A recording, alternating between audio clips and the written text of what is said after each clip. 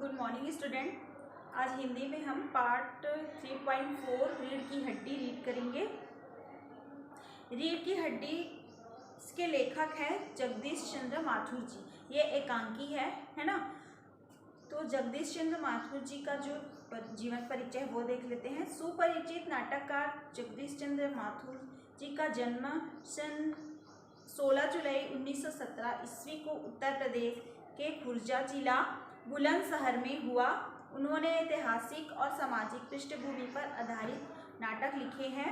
उनकी प्रमुख रचनाएं भोर का तारा, ओ मेरे सपने एकांकी है, शारदिया कोणार्क, पहला राजा नाटक, जिन्होंने जीना सीखा तथा 10 तस्वीरें, रेखा चित्र आदि हैं। जगदीश चंद्र माथुर जी का निधन सन 14 मई 1978 ईस्वी को हुआ है ना। तो ये रीढ़ की हड्डी जो है ये भी एकांकी है। तो एकांकी में इसमें 6 कैरेक्टर बताए गए हैं। पात्र परिचय देख लेते हैं। उमा है जो लड़की, राम स्वरूप लड़की का पिता, उमा के पिता हैं, प्रेमा लड़की की माता है, शंकर लड़का है जो उनसे विवाह करने के लिए आता है, गोपाल प्रसाद शंकर के पिता हैं, रतन राम स्वरूप के घर का नौकर है ना। तो इसमें का स्टोरी ये है कि ये एक सामाजिक एकांकी है ना। समाज में जो घटनाएं घटती है वो इसमें दिखाया गया है। राम स्वरूप लड़की के जो पिता है ना, उमा उनकी बेटी है, वो उमा को पढ़ाते हैं। उमा जो है ग्रेजुएट है ना, ग्रेजुएट स्नातक बीए पास है। और राम स्वरूप को वो पढ़ा तो लिए हैं उमा को, लेकिन वो जब भी उनके लिए रिश्ता आता है तो वो उसको मैट्रिक बताते हैं, मतलब 12वीं पास बताते हैं, है ना। क्योंकि अगर मैं ज़्यादा पढ़ा लिखा इसको बताया तो इसकी शादी नहीं होगी, तो ऐसा सोच के वो जो है उनको मैट्रिक बताते हैं। तो शंकर जो लड़का है, गोपाल प्रसाद और शंकर उमा के यहाँ आते हैं रिश्ता लेकर, लड़की देखने के लिए। उमा की सास है ना, उमा का हाथ मांगने के लिए रिश्ता लेकर आते हैं लड़की देखने के लिए। फिर राम स्वरूप जो लड़की के पिता हैं और उनका आते हैं तो उनका अच्छे से आदर सत्कार करते हैं, उनको बिठाते हैं, है ना, चाय नाश्ता सब करवाते हैं। उसके बाद गोपाल प्रसाद जो है शंकर का पिता, वो उमा के बारे में पूछताछ शुरू करते हैं कि राम स्वरूप से कि आपकी लड़की कितने तक पढ़ी है। तो उमा के पिता बोलते हैं कि वो मैट्रिक पास है ना, मैट्रिक पास है करके। फिर जबकि वो ग्रेजुएट हो गई बीए पास है, उसके बाद भी उसको मैट्रिक पास 12वीं पास बताते हैं, है ना। तो फिर शंकर के पिता गोपाल प्रसाद बोलते हैं कि तब तो ठीक है ना, तब तो ठीक है बोलते हैं। और उसके बाद बोलते हैं कि हमारा बेटा जो है बीए एमए पढ़ा है ना, बीए में पढ़ा है, तो हमें ज़्यादा पढ़ी लिखी लड़की नहीं चाहिए, अपने घर के लिए जो काम काज संभाले, घर का काम करे, और बस यही चाहिए हमको। 12वीं पढ़ी लड़की चाहिए, 12वीं पढ़ी हुई, ज़्यादा पढ़ी लिखी लड़की नहीं चाहिए। पढ़ना तो लड़कों का काम है, ऐसा उनका सोच है ना गोपाल प्रसाद का, कि पढ़ना तो लड़कों का काम है। लड़के बाहर जाते हैं, पढ़ते हैं, और ये सब लड़कों की तुलना करने लगे, लड़कियां भी उनके समान पढ़ने लग गई, तो घर का चूल्हा चौका कौन संभालेगा, ऐसा वो बोलते हैं गोपाल प्रसाद। उनकी सोच यही है।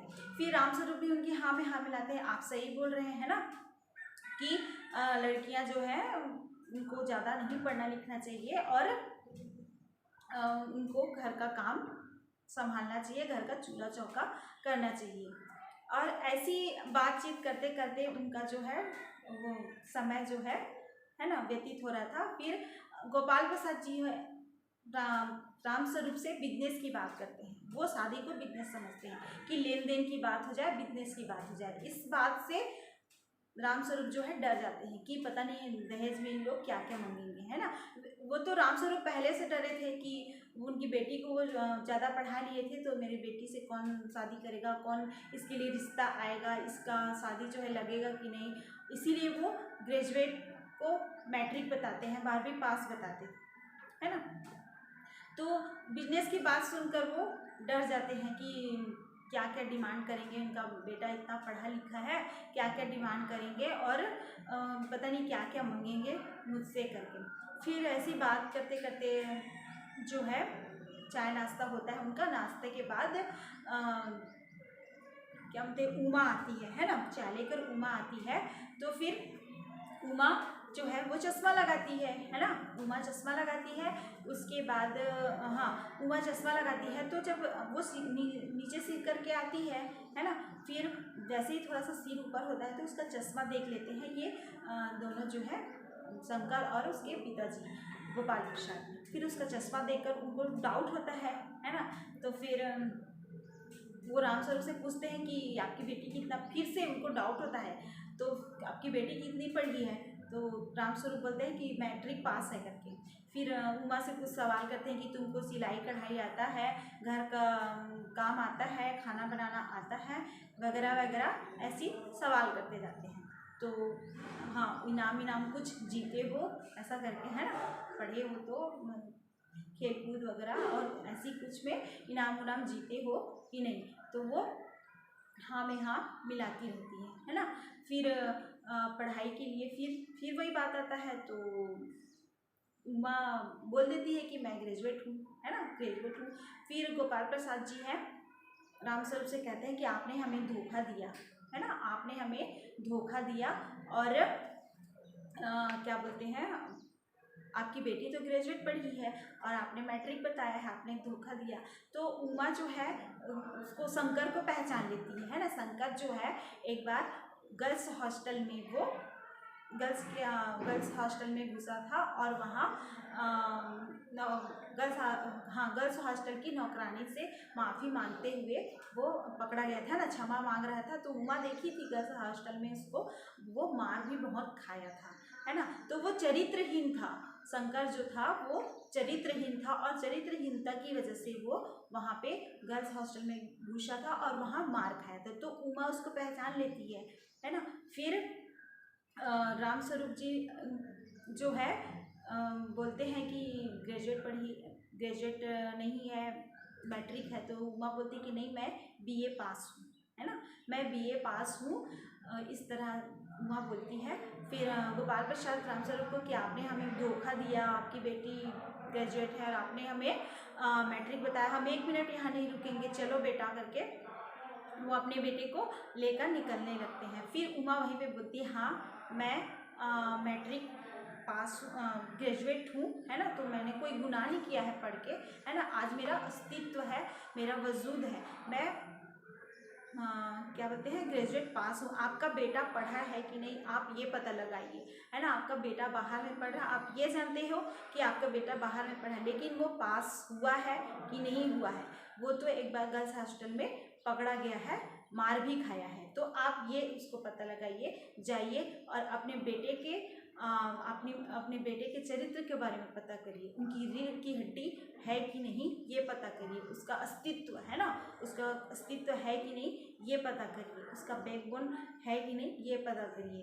तो उमा ऐसा बोलती है शंकर के पिता को और अपने वजूद पे उसको कोई ग्लानि नहीं है कि वो ग्रेजुएट पास है ना, वो तो अपने अस्तित्व पे गर्व करती है, अपने वजूद पे गर्व करती है कि मैं ग्रेजुएट पास हूँ, मैं अपने पैरों पे खड़ी हो सकती हूँ, है ना, मैं सक्षम हूँ।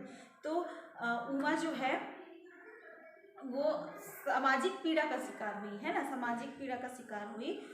उसके बाद देखते हैं बाबू राम स्वरूप, आपने मेरे साथ दगा किया, है ना, गोपाल प्रसाद बोलते हैं कि बाबू राम स्वरूप आपने मेरे साथ दगा किया, आपकी लड़की बीए पास है, आपने मुझे मैट्रिक बताया। तो इसी तरह उमा उन पे भड़की, है ना, मैं बताई कि आप जाइए अपने बेटे का चरित्र पता कीजिए, वो चरित्रहीन है ना, वो चरित्रहीन है, उसका कोई अस्तित्व नहीं है, उसका कोई चरित्र नहीं है। फिर उमा उनके जाने के बाद जो है उमा रोने लगती है ना, वो चले जाते हैं, निकल के घर से चले जाते हैं और उमा जो है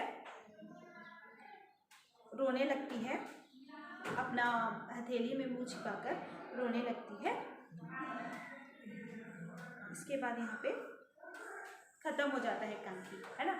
लेकिन उमा जो की सही की, है ना, उसका अस्तित्व है, वो पढ़ी लिखी है, वो अपने पैरों पे खड़ा हो सकती है है ना, तो उससे भी अच्छा लड़का उसको शादी के लिए मिल सकता है।